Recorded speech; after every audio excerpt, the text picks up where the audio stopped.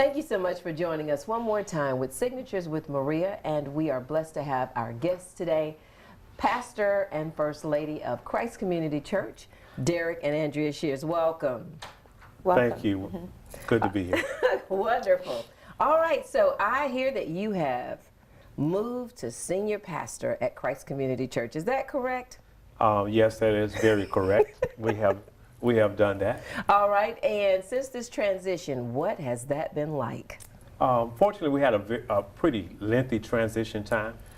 We planned this over a 2-year period of time. Oh, wow. Okay. Now, me being named the successor was not at the beginning of that time, so it was not the original plan.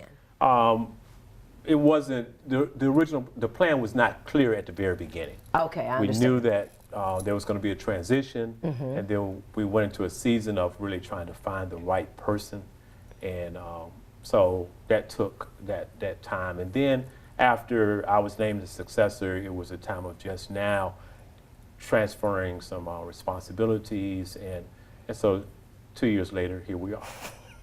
Because when you said the right person, you had to find the right person.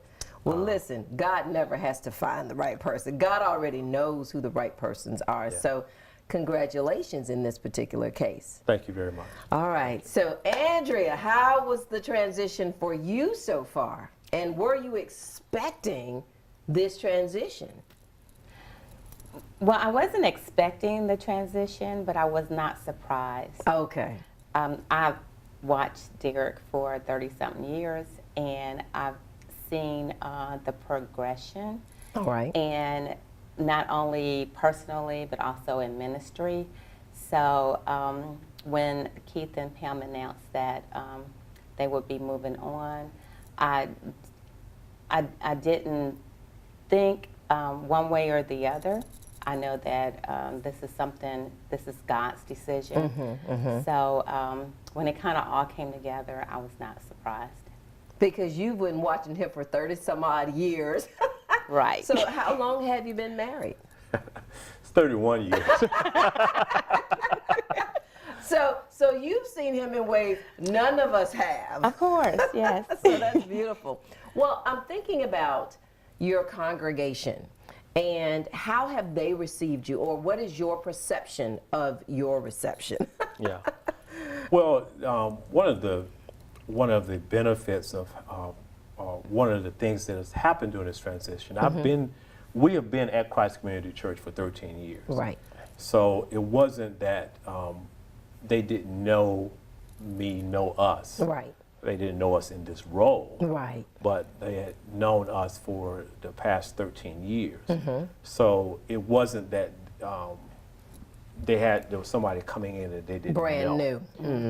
I think, and then with the intentional transition that we went through, there's an opportunity for them to know me more as the lead pastor by handling various roles during this transition. And even before the transition, our church is set up to where our lead pastor at the time, Keith, shared in the preaching responsibilities. So I had opportunities to preach and also to lead different classes and things like that. So and so your question was, how has the congregation received me?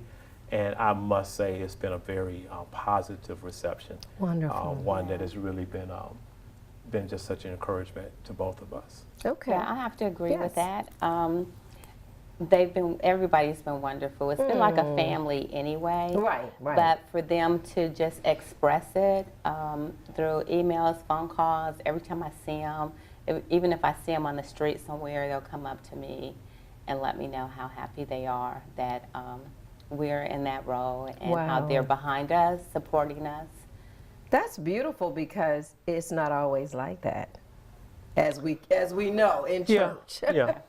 It's not always an easy transition. And how many years was the former senior pastor there? Well, he and his wife were the founding pastors of the church. And that was for how many years? 21 years. See? Yeah. Started from 3 couples in their living room with the dream of planting this church in Columbus, Georgia. And so from that beginning, we come here 21 years later and we have a thriving, impactful church that is result of what God blessed, the dream that He put in them. So this has been quite a journey. That's what I was thinking, because, you know, I posed the question. I already know the answer, but I posed the question because sometimes people don't realize, and especially if you're not a church goer, perhaps, you don't know that there's some things that happen when you change leadership. Right. And sometimes there's you lose a lot of people, or you may gain a lot of people, and sometimes both. You get a whole nother transition of newcomers. And so I kind of wanted to hear what you felt has happened maybe over the last year. When people found out, I mean, let's just be real. Yeah. I love my pastor, and now he's leaving, and he's doing something different. But the congregants still live in this area. So now they have a decision to make. Do I stay with God, number one, and then do I stay where I am? Do I believe that these new leaders can carry this vision on? Right. So that's a really true concern that happens. I mean, I've been in many churches myself where a pastor passed away, or a pastor decides to leave for whatever reason. God is calling them to do something different. So I was just kind of curious as to what you felt was happening in this particular scenario. And so I think you answered that pretty well, the way you see it, because of course, you've got your perspective, they have their perspective, and then there's what really happened. So in any event, tell us and tell the viewers a little bit about Christ Community. What are some of the best things about Christ Community Church? Well, Christ Community Church, our mission statement is we believe that God created or had this vision, planted this vision in Keith and Pam to really awaken ordinary people to extraordinary life in Christ-centered community. That's beautiful. That's our mission statement. Wow. And that has not changed. Okay. That is who we are. We believe that as a body of Christ, that terminology, our focus is to, by living life out with others, to show them, demonstrate to them what it means to really live life, an extraordinary life. And it's just not any kind of life, it's in a Christ-centered community. So that's what drives us. That's what's before us and what we hope to achieve. So you see yourself clearly being able to continue this vision and take it to the next level. Oh, absolutely. Yes, along with the people that are around That are us. already, because you have actually a staff of pastors, is that correct? That's correct. Okay, That's correct. so talk about that. We just returned from staff retreat, just last night, as a matter of fact. Really? Okay. This is the first staff retreat that I led without the former pastor and his wife there. And it was a very good staff retreat. Our church has always been, even though we're pastor-led, we have a staff that are very, very much involved in the day-to-day ministries of the church. And so one of the things that we talked about there is, and I just made a statement, one of the greatest pieces of advice I've received all along the way is just be who I am. That's it. That's so powerful. Right.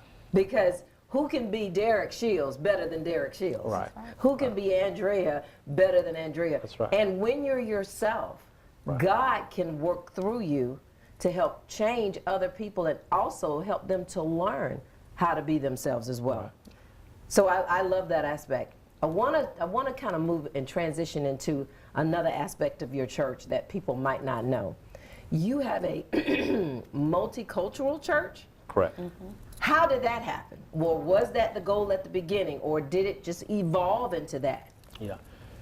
It was the goal from the very beginning. All right. I talked about the 3 couples. They were all Caucasian. Okay. And as a result, as typically happens, or not typically, it's just the way things will usually happen, we attract people that look like us. Right. You know? Right. And therefore, as the church began to grow, it was predominantly white congregation. Okay. 13 years ago, when Andrew and I and our family came, Because you're military. That's correct. With the Right, military, okay. and there were out of the congregation then, I probably would say about 5% or less Wow. African Americans at the church. But what a decision was made at the very beginning was one of the core values that was established and began to just be prayed about was unity in diversity. That was one of the core values of the church from the very beginning. All right. Because in this vision, in this dream of this church plant, it was a church plant that would also address some of the ills of our Cultural issues. Cultural issues, and one of Yes. them is this division within the church. And so unity and diversity was one. Now, as I've been told, we weren't there at the time.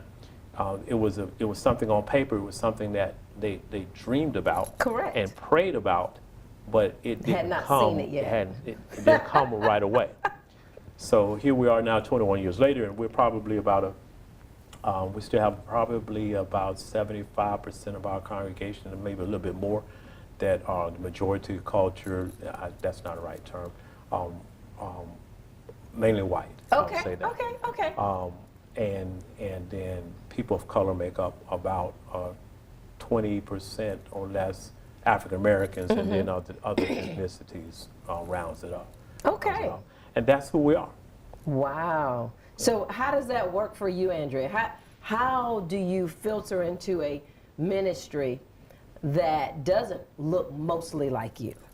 How That's has that pretty worked for you interesting. guys? God has always placed us in a ministry that didn't look like us. Really? Yes. Okay. So since we've been in Columbus, or since we've been married, and so it was kind of like natural. Really?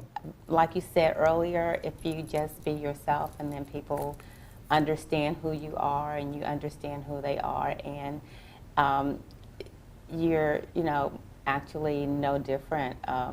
If you both have children, and if you're talking to another couple with children, you all have the same issues, and you talk about that. So it was kind of, it was just pretty natural to be a part of a community like that. I love that, because what you're really saying, what I really hear you saying, Andrea, is that we focused on our commonalities Yeah. Yes. more than we focused on our differences. There you go.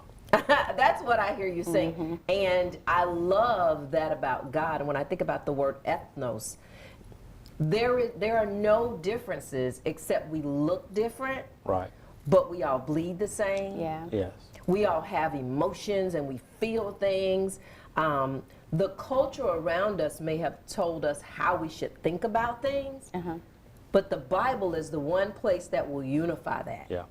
Because he tells us what to think, he tells us what to say, he tells us how to act. What were you going to say, Pastor? Go ahead. And put before us what we all are hoping for, Which and that is peace yes. amidst a chaotic environment. Yeah. And when I think about our Creator, our Father, and know that He created all of us to look different, then that's something to celebrate. It is. It is. Which is something we found is very vital. Celebrate our differences, because we celebrate them, because when we bring them all together, we just form a beautiful tapestry that is just rich and would benefit everyone involved. Absolutely. I love all of this. This makes me think about, if you ever really want to know what God looks like, not the pictures that somebody else created for Right, us, right. but if you really want to know what God himself looks like, we can look at each other. Yeah. Absolutely.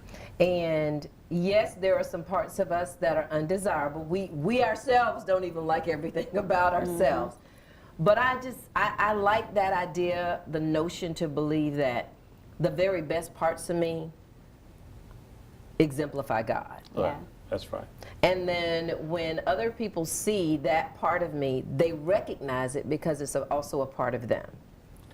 And then when we live life together, what happens is this beautiful, beautiful process happens to where those things that are not so desirable, I can't see, but others can help me see. Oh my Yeah. goodness. And we begin to, and those can begin to be honed and rubbed off so that we become who we really are. More intended like to be. that God Yeah. that created us. Yeah, that's Oh right. my goodness, this is so beautiful. Okay, so Andrea, do you have any words you'd like to just express, maybe about the transition, or maybe just about how much you love your ministry and why? Okay.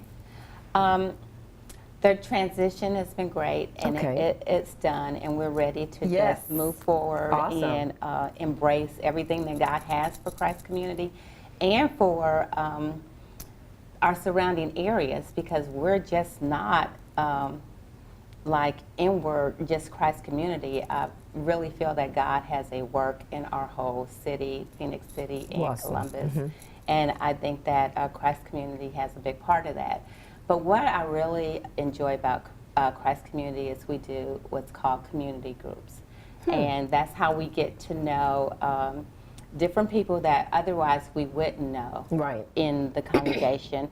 So we will group with people for maybe a 2-year period of time, and then possibly go to another group so we can meet other That's people. awesome. And that's how we do life together. I mean, we go over each other's houses, we get to know their children, we get to know their families, we get to pray for each other. So it's more than just coming to church on Sunday. We actually get to know the people there. And that's what I really love That's about it. powerful, because I don't, we do small groups in our church, but a church your size, what are we talking? Maybe the membership, something Well, like. you know, attendance on Sunday, which is what a lot of people Right. judge, but we're right now averaging around 900, between 900,000 people on a Sunday, which, by the way, is on the upswing. All right now. in the latter part of the transition and even afterwards. Wow. And so that's what we were referring to earlier, that, you know, you get an influx and then sometimes there's a decrease, but in the end it all balances itself out, because Yeah. God will place in the ministry who he wants in the ministry. Because Absolutely. there is something that you all have to pour into them, but then the other side of that is there are some things that the congregants need to give to you. And so it all works out in the end. But I love the idea of you all seem to be just happy about this transition. Yeah, absolutely. Well, Absolutely. listen, I bring that out because every transition, it's not that way. Right. And so I think it's important for the community to know that you are welcoming this, you are excited about this, and I heard you say, Andrea, we're ready to take on whatever God's got Yeah. for us out there, so that's beautiful. Any last words from you, Pastor? Well, I end our time like this. I think if I could give anything that kind of captures the essence of what we believe is what happens in this process, Okay. is we just learn to live for a change. Now you can take that and look at it in different angles, Okay. because some of us haven't really learned how to live, so live for a change. Live for a change. And then some of us, Wow. we know how to live, but then are we living for a change? And have we lived to the change that we need in our lives? Because when I think about simplicity of, you've been doing the same thing for all these years, and then you wake up one morning and you realize you had this conversation with God, I should have been doing this. I found my purpose. Live for a change. Live Yeah. for a change. Beautiful. Very wonderfully said. Thank you so much for Thank you taking for out a time yeah. on this beautiful morning Yes. to come and spend time with us to celebrate Christ Community Church. Tell the viewers, where can they find the church so they can come visit or become members? 4078 Milton Road. We are right beside the post office on Milton Road. And we have 2 services on Sunday mornings, 9 and 11 a.m. And you come as you are, Yeah. and just come and join us. Wonderful. Well, thank you so much again, Pastor Derek and Andrea Shiz. We appreciate you. And the church is open. It's welcome to Christ Community Church. If you don't have a church home, now you have a place to visit. We look forward to seeing you.